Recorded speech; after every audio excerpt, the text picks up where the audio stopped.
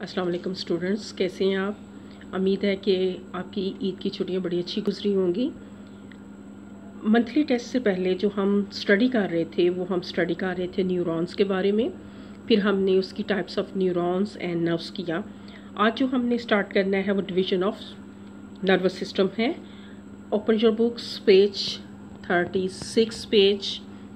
Division of nervous system. Division of nervous system के अंदर एक आ जाएगा सेंट्रल नर्वस सिस्टम आ जाएगा और दूसरा peripheral nervous system. Central nervous system जो है वो कंसिस्ट करता है ब्रेन है स्पाइनल कॉर्ड के अंदर। तो ब्रेन को हम करते हैं study. In animals all life activities are under the control of brain. The structure of the brain is suitable to perform this function. Brain is situated inside a bony cranium part of the skull. अब ये है कि जो खोपड़ी होती है जिसको हम स्कल बोलते हैं, जो कि हड्डियों का है, पूरे का पूरा जो हड्डियाँ उसके अंदर होती हैं, उसके अंदर एक बोनी पार्ट होता है, बोनी बॉक्स होता है और जिसको हम कहते हैं क्रेनियम। उस क्रेनियम के अंदर हमारा जो दिमाग होता है वो प्रेजेंट होता है और उसको हम जिस बॉक्स के अंदर मौजूद होता है उसको हम कहते हैं क्रेनियम।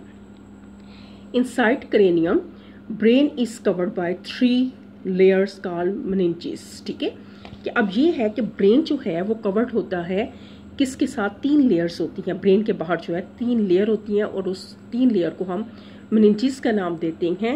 अब ये है कि meninges जो हैं, अब देखते हैं इसका फंक्शन क्या है। meninges protect brain and also provide nutrients and oxygen to brain tissues through their blood capillaries के जरिए।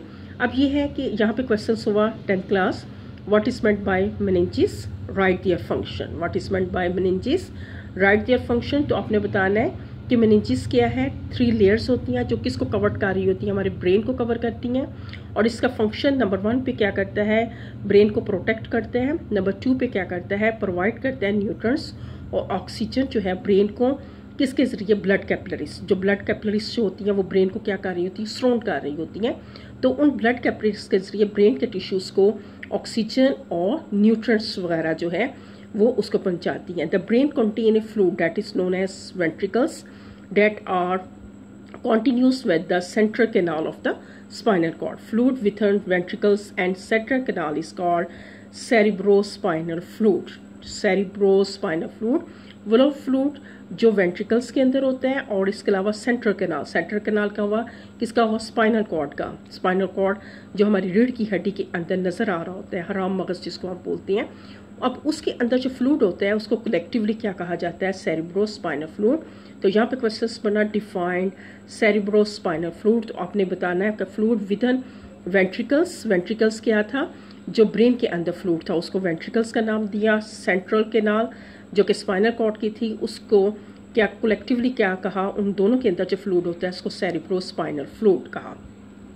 Division of brain, there are 3 major region in the brain of humans and other vertebrates. These are forebrain, midbrain and hindbrain. Important part of each of these regions are described below. Number 1, forebrain। ठीक है, forebrain जो है सबसे largest part जो है वो हमारे brain का हिस्सा होता है जो आगे की तरफ होता है। forebrain are largest part of brain.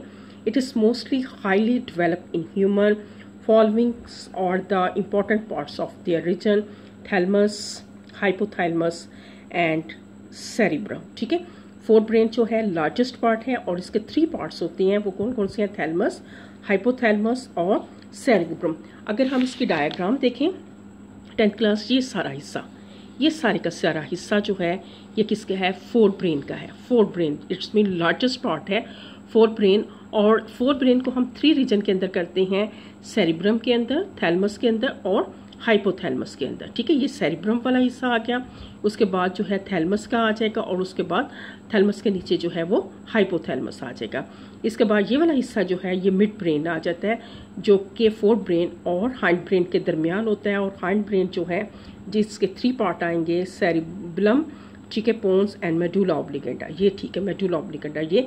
तो सबसे लार्जेस्ट पार्ट जो है वो कौन सा हुआ, वो फोर ब्रेन हुआ। फोर ब्रेन को हमने कितने हिस्सों में डिवाइड किया, सेरिब्रम के अंदर, थैलमस के अंदर एंड हाइपोथैलमस। अब इनकी हम फंक्शंस देखते हैं क्या है। सबसे पहले थैलमस जो है lies just below the cerebrum, cerebrum के नीचे प्रेजेंट होता है it serve as relay centre between various parts of the brain and spinal cord. It serve as relay centre, यानी कि उसको कंट्रोल कर रहा होता है किसको, ब्रेन और स्पाइनल कॉर्ड के डिफरेंट पार्ट्स को। It also receives and modified, receive मैंने रिसीव करना, मॉडिफाइड मैंने तब्दील करना सेंसरी इम्पल्सिस। सेंसरी इम्पल्सिस वो होंगी जो हमारे सेंस ऑर्गन से, हमारे रिसेप्टर से आ रही होंगी। एक्सेप्ट फ्रॉम नोज, नाक के अलावा, नोज के अलावा जितने भी हमारी 4 सेंसरी जो हमारे रिसेप्टर्स आ जाते हैं उनसे उसने उनको क्या करना होता है, उसको रिसीव करना होता है और उसके अंदर जो चेंजेस करनी होती है बिफोर दे ट्रैवल सेरिब्रम, इससे पहले कि वो सेरिब्रम के अंदर तक जाएं, उसको क्या करता है, कौन, थैलेमस क्या करता है, उसको रिसीव करता है और उसके अलावा उसको मॉडिफाइड करता है। Thalamus is also involve in pen perception, ठीक है, तकलीफ महसूस होना, एंड कॉन्शियसनेस, आगाही होना, किसके लिए, स्लीप एंड अवेकिंग, जैसे सोना है, उठना है, उसके लिए जो कॉन्शियसनेस हमारे अंदर आगाही आती है वो किसकी वजह से आती है, थैलेमस। तो ये है कि right the note on thalamus या डिफाइंड थैलेमस। तो थैलेमस क्या है, सेरिब्रम के नीचे है और इसका रिले सेंटर है किसके बिटवीन, किसके दरमियान में, ब्रेन और स्पाइनल कॉर्ड के वेरियस पार्ट के दरमियान में।